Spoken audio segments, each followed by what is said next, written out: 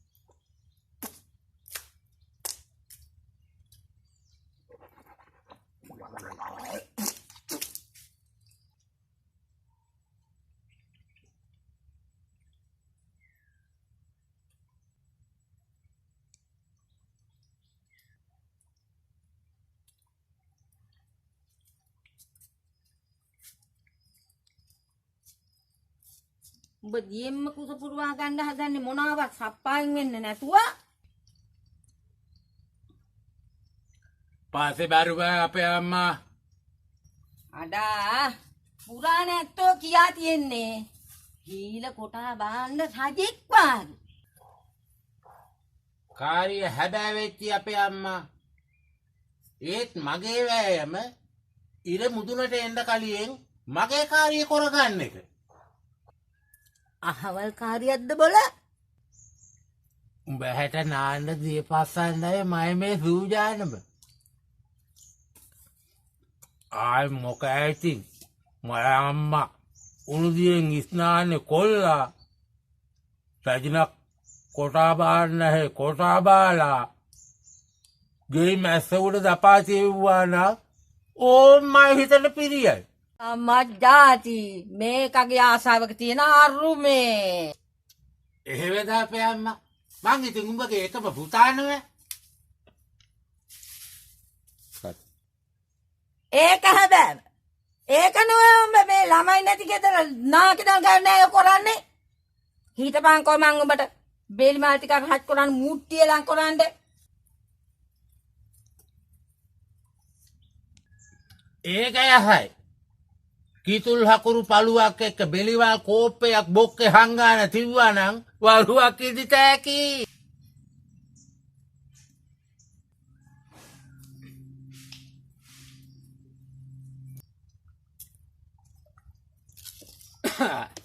මොකෑ බල කරන්නේ?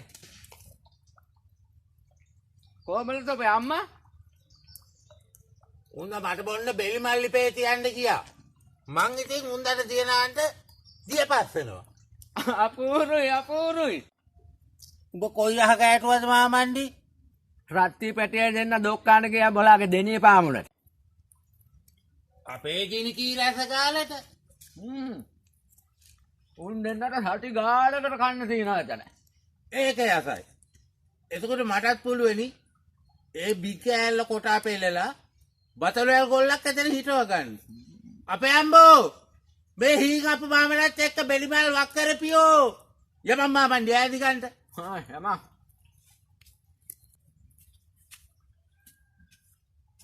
මේකා ගිරිය පුප්පාන කෑ මොර දෙනකොට මන් දැනගත්තා මොකා හරි ගෑටුව බව. වරෙන් හිම්මලයක් වාඩි වෙනි.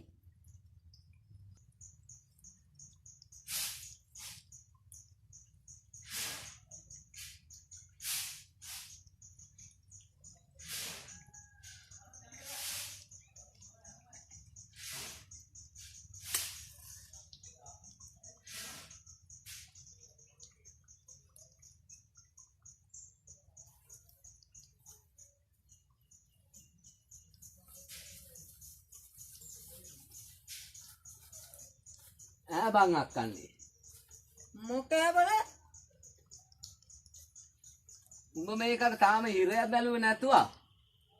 ගෙවෙන පොයක් ගානේ මේකගේ කලවයසේ යනවා නෑ. එහෙම ගියොත් වෙන්නේ ගැටිසියෙත් තියා මේ දෙකොඩ හරියක බවලතියක් හොයාගන්නවත් එන්නේ නැහැ මේ කොළුවට.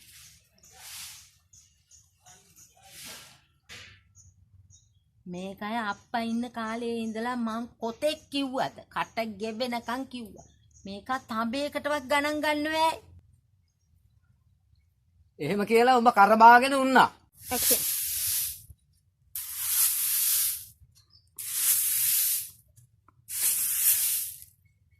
මං කියා මොනා කරන්නද මලයා මේ පැලේ හීන් එකෙක් කෝගනවා අහන්න මගේ කකුල් දෙකේ තියලා පරක් කරගන්න මං පින් කරලා නැතුව ඇති මලයා. ඕම් බලාපන් මාමන්ඩි උඹ කොරාපු දේ. මම මොනා කෙරුවටද අඩා? තෝ මට ගෝලු ගාන්නේ. එහෙනම් කියපන්. වැඩකට නැති මුසාවාදා දෙසා බාලා උඹ නෙමෙයිද මුන්දක ජයස්මාන්ට කඳුළු කෙනක් දුන්නේ. මං ඇද බාපු මුසාවාදයක් නෑ බල.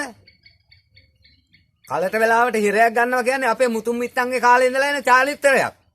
ඒ තාලිත්‍ර කල්පහු කර දමලා උඹට වේද මුන්දට දුක් දුන්නේ. මාමන්ඩි කියා දමන්නේ හැබෑවද්ද අපේ අම්මා. හැබැයි තමයි මම බොට කීවන් ගියක් කීවද කී දෙනෙක් බැලුවද ඔය කියපු එකෙකුටවත් උඹ කැමති වුණාද?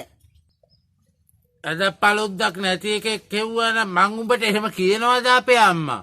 මලේ මම මේකට මුලින්ම බලව්වේ කිරි හොඳාගේ මහයිකි.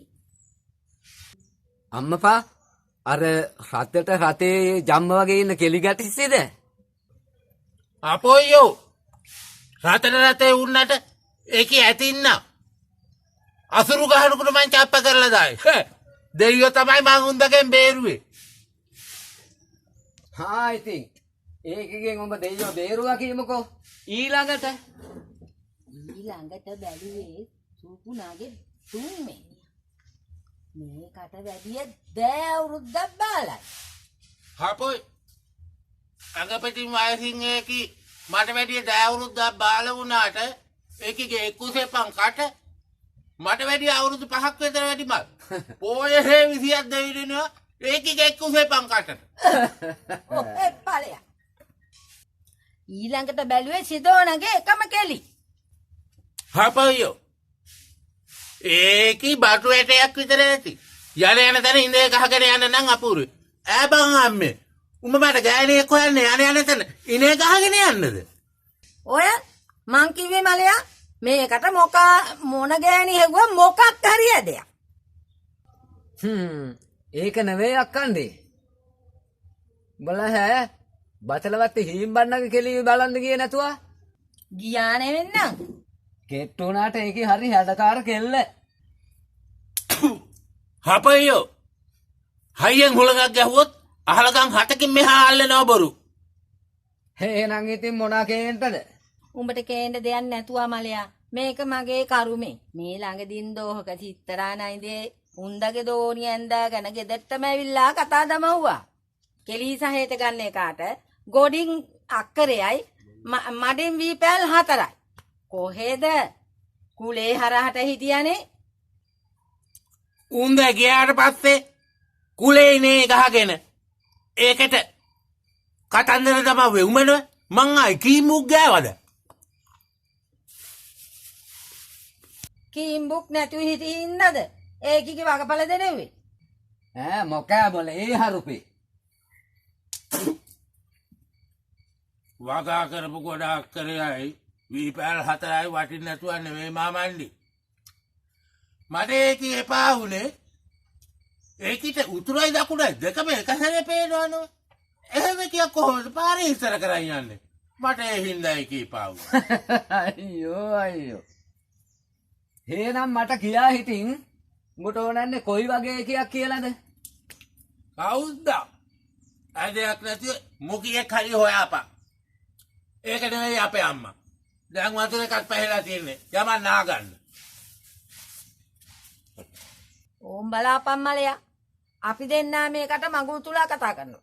මේකගේ අඬ වැඩි ආවර උණු කරාපු වතුර මුට්ටිය ගැන. වතුර එක හීලලා පාට හිට පීරේ නාලායට වැඩේ මොක? මම මේ ඉන්න විදිහටම ඉන්නම්. මට මඟුල් තුලා නැතුවට කාර්යයක් නැහැ. මම අන්නුඹද්ද ඵලයන් යන්න.